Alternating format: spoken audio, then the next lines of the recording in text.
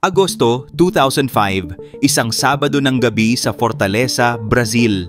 Tahimik ang mga kalsada, sarado ang mga opisina, at habang ang buong lungsod ay mahimbing na natutulog, may isang grupo ng mga kriminal ang gising at abala sa pagnanakaw ng milyong-milyong dolyar mula sa mismong Central Bank of Brazil. Pero ang twist, wala silang ginamit na baril, walang dramatic na pagsabog. Ang kanilang sandata, isang tunnel, isang lihim na lagusan na kanilang hinukay ng palihim sa loob ng halos 3 buwan. Pero bago po ang lahat, baka pwedeng pa-like and subscribe ang video na ito dahil napakalaking bagay na ito sa aming content creators. Maraming salamat po. Sa dulo ng daang iyon, naghihintay ang isang vault na may laman na hindi lang kayang baguhin ang buhay nila, kundi kayang baguhin ang kasaysayan ng kriminalidad sa buong bansa.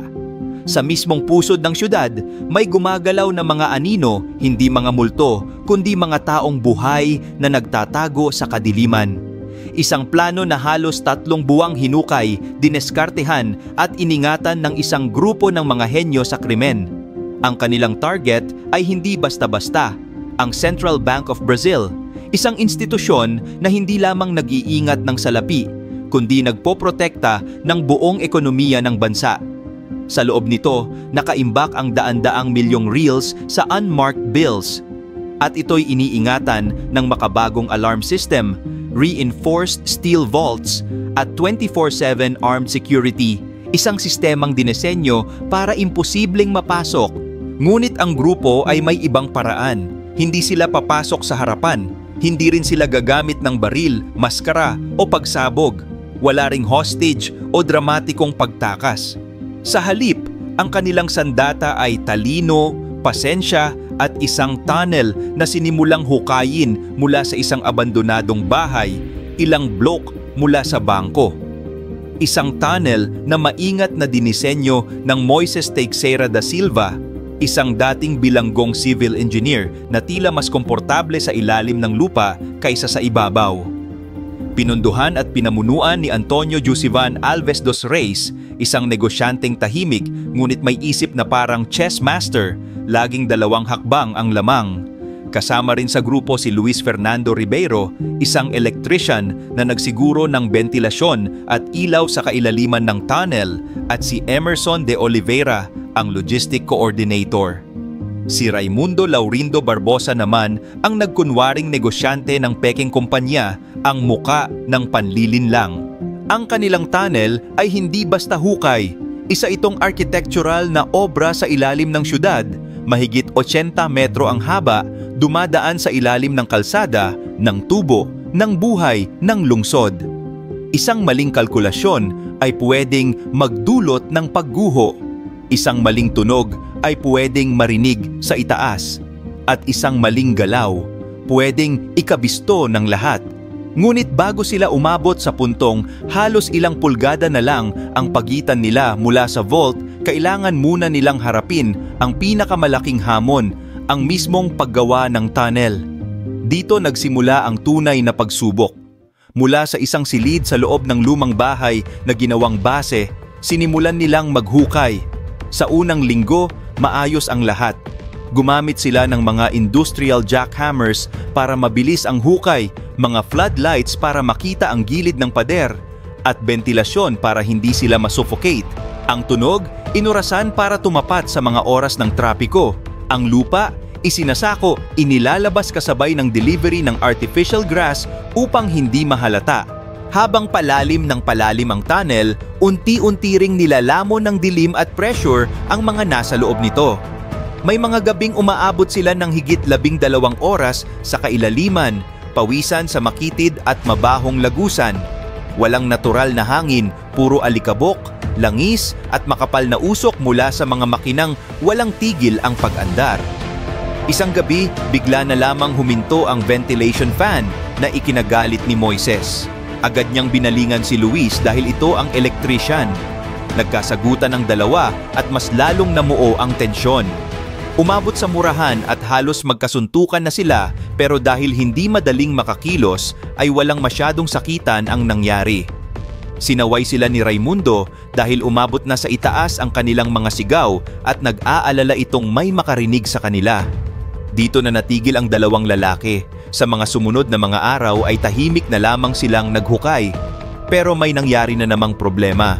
Bigla na lamang namutla si Raimundo nang ito naman ang natokang maghukay.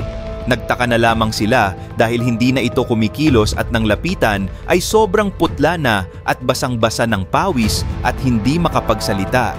Dali-dali nila itong hinila paakyat. Natagalan pa talaga sila dahil sobrang kipot ng daan. Pagdating sa itaas ay hinimatay na talaga ito at kinailangan na buhusan ng tubig para magising. Dito na sila kinabahan at talagang sineryoso ang kanilang tinatrabaho.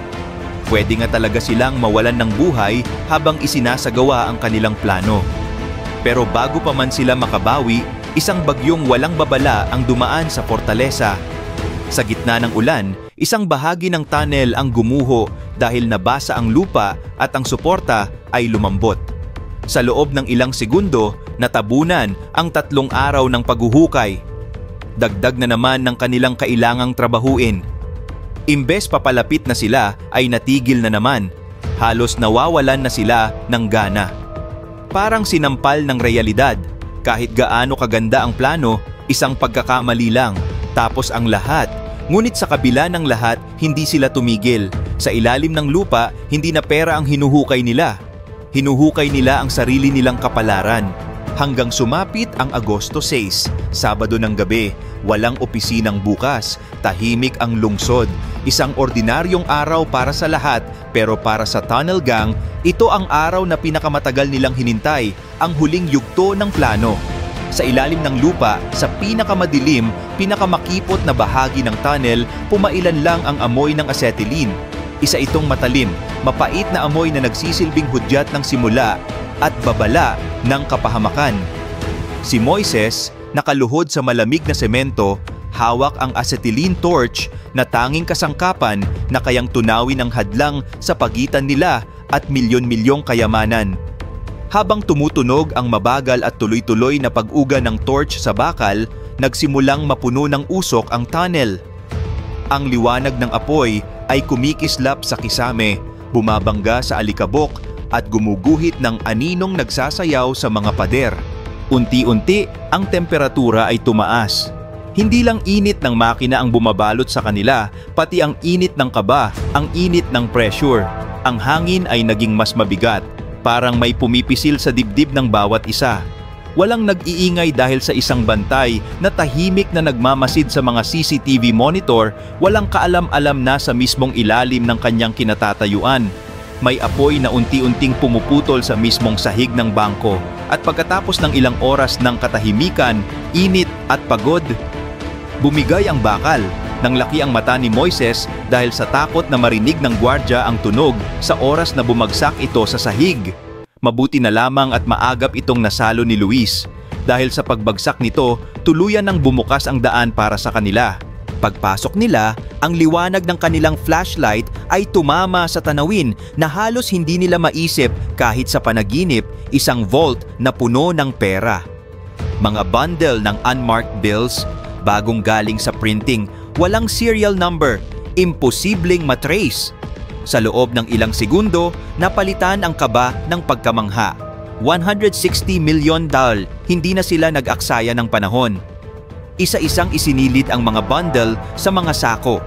Kabisado na ang kilos, lahat tahimik, mekanikal, parang ritual.